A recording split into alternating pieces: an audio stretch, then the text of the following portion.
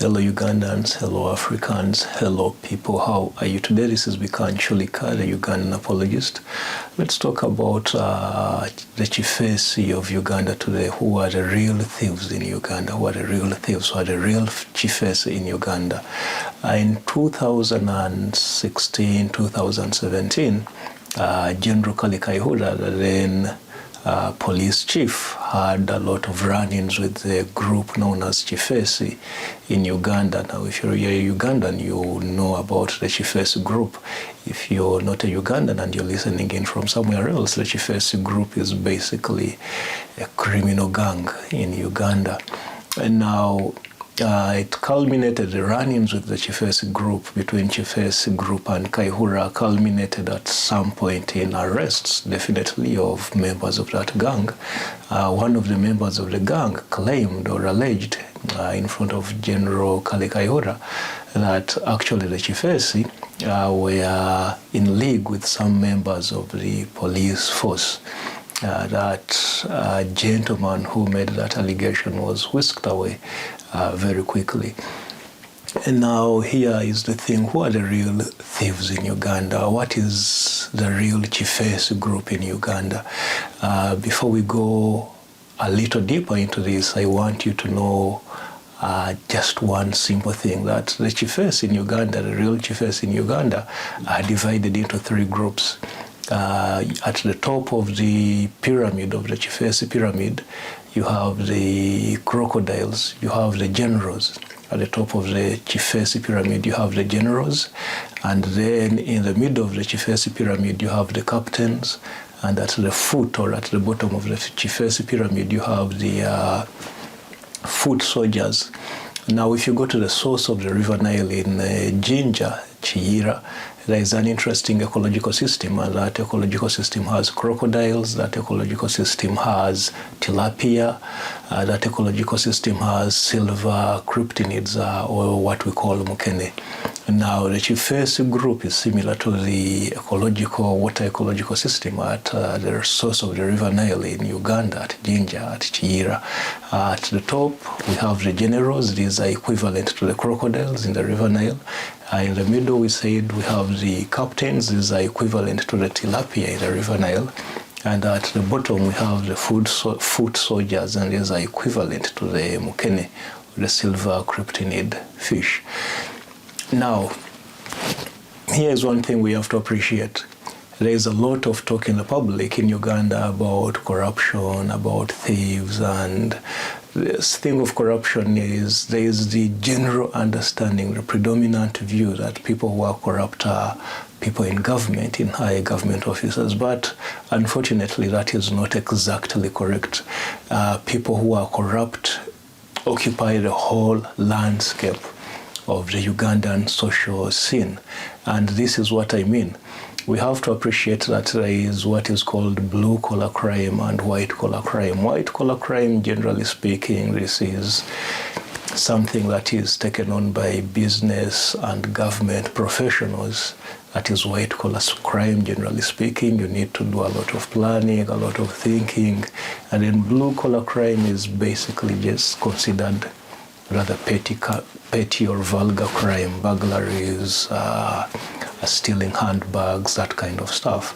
Now, corruption, on the other hand, is defined as basically getting something by fraudulent means. And when we are talking about corruption, we have to be aware that in Uganda currently, in 2022, corruption, like I've said, is across the whole social spectrum. It's not only government officials. So before you start shouting that only people in government, people who are high up, are corrupt and are the ones leading Uganda down, I want you to think twice. I want you to look in the mirror. Michael Jackson has sung "The Man in the Mirror." Look at yourself in the mirror and imagine yourself. Take a very hard look at yourself in the mirror and tell us, where do you fall? Are you part of the problem of Uganda? Are you a Kifeesi in Uganda? Are you a general? Are you a captain? Are you a foot soldier? In other words, are you a crocodile? Are you a tilapia? Or are you a mukene? It doesn't matter whoever you are. You're a Kifeesi and you're a problem to Uganda. You need to look at the mirror. You need to look at yourself in the mirror and think twice about what you're going to do.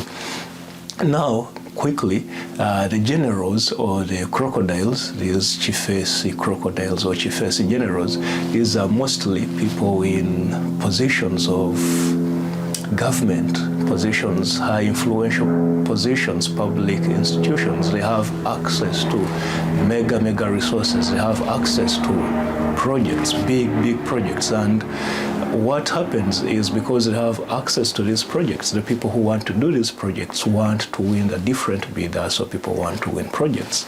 People are definitely going to try to bribe them.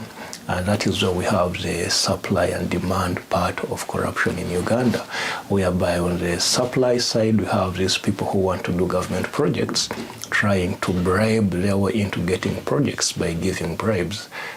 These are the suppliers. And on the demand side, we have these people in government who have access to these projects, who have power to these projects, taking these bribes. If they do take the bribes, now that is the demand side of corruption. That is one part of corruption. So the crocodiles have the big guys up there, the big guys and girls in government. Yeah. And it's also what we have to appreciate. There is also the private and public nature of corruption. The public nature definitely involves one or both parties who are in government, and the private nature involves strictly players in the private sector. Now, of course, anything which involves the crocodiles, because they're in government, is definitely corruption of a public nature, corruption of stealing of a public nature. So the crocodiles are at the very top of the pyramid. These are in government, and they're dealing with other people in government, or mostly other people in private business, to steal money, to steal resources for their own benefit instead of for what they're supposed to be used for. So that is the first category, and that is the category most Ugandans and most people focus on and say, oh, our politicians are bad, the people in government are bad, they're thieves, they're what. But that is only part of the picture. That is only the part of the picture. We have to go to the middle of the pyramid. The middle of the pyramid, we have the tilapia, what you call the captains, the Kifeesi captains, or if you're to use the River Nile ecology systems, these are called the Kifeesi tilapia. Now, these are the small officials. The small officials, they don't necessarily have the power to give out contracts or projects, but they still have access to other resources. So these are people like you go to a hospital and this medical profession is asking you for a bribe, or you solicit and give this medical profession a bribe because you want your patient to go ahead of the queue. Now that is the second level of corruption in Uganda. That second level does not involve the crocodiles, does not involve the big influential figures in government. It includes the tilapia, the small people in public office, and also the private sector. Like we said, corruption is not only in the public space, it's also in the private sector. In the private sector, for example, these are going to be people who have access, maybe they're in NGOs, for example, and they have projects they're running, and they have to pay money to an outside contractor, maybe to teach people in a certain village in Masaka or Lira about how to write a business plan. But then they get this consultant and they're like, okay, if you want to get this Kalito project where you're going to teach these people, then you're going to have to give me 30% of the money that I pay you. These are the tilapia. This is corruption at the level of the tilapia, at the level of the captain. I hope it makes sense. And that level, like I've said, does not involve the big guys and girls in government. It involves the middle guys and girls in government and the private sector. And finally, we have the Mukene, we have the Kifeesi foot soldiers, or the Kifeesi Mukene. Now, these are really the people who don't necessarily have access to government resources per se. But these are people in daily life, you and me. These are people in daily life. These are people like a woman who is going to sell you rotten tomatoes. When you're not looking, she's going to put rotten tomatoes in your basket, in your kavera when you go shopping in Nakasero or wherever. These are the people working in the office, the cleaners who are using the office photocopier and office stationery to photocopy a textbook for their child. Now it might be, someone might say, oh, she doesn't earn enough money, she's trying to make sure her child gets better education. But when you're using office stationery to photocopy a textbook, that is other people's property, that is stealing, that is fraudulent, you're a thief, you're corrupt. You might be a mukene, but you're a thief. And of course, under this Kifeesi, we have even the other Kifeesi that General Kayihura was chasing, the criminal gang, the boys and girls that snatch bags from people in public, beat them up, that kind of stuff. I hope this makes sense. I will keep it really short and sweet this time. So, before you go ahead, dear Ugandan or dear African or whoever you are that is listening, before you go ahead and accuse government officials of being corrupt, of letting the country down, of letting your society down, look at yourself in the mirror.